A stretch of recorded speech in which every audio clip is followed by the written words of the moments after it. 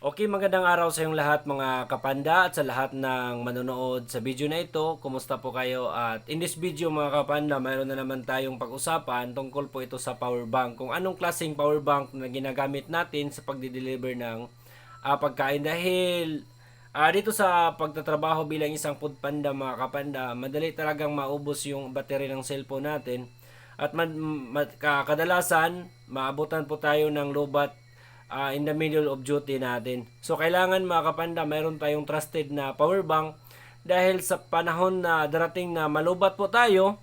So hindi po tayo bad record, hindi po bababa yung batch natin. Dahil kung ikaw ay malubat mga kapanda tuwing ikaw ay nagbibiyahe at naka-in ka sa roadrunner natin kay Panda. So pag malubat ka mga kapanda, sigurado sa batching is batch 4 ka na. So in this video, tutulungan ko kayong maghanap ng ang power bank na ika-recommend naming mga rider matatagal na dito sa Foodpanda para hindi kayo mahirapan kung anong brand na bibilihin nyo na power bank. So mga kapanda, yung power bank natin is ito, yung Realme. So Realme lang yung power bank natin. Binili natin ito mga kapanda binili natin ito sa mga tindahan kung saan binibinta yung mga laptop. At sa baba mga kapanda, mayroon akong link na ibibigay sa inyo na doon pwede kayong bumili. Link yan sa Shopee, sa shop namin doon sa Shopee mga kapanda, itong Realme power bank. So pwede niyo yan bilhin doon mga kapanda. At ang power bank na ito ay ginagamit natin na dalawang bisis po tayo maka-full charge. Kumbaga, dalawang bisis kang makaka-full charge, dalawang bisis maglubat yung cellphone mo bago ito malubat itong power bank na ginagamit natin mga kapanda.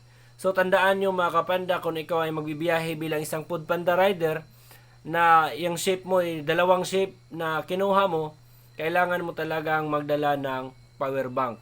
So wag kang bumiyahe nang wala kang dalang power bank dahil pwede kang malubat niyan in the middle of duty, hindi ka makaka-proceed sa ship mo, hindi ka makaka-proceed sa pag-deliver ng pagkain dahil wala ka ng guide kasi naka-off na yung cellphone mo.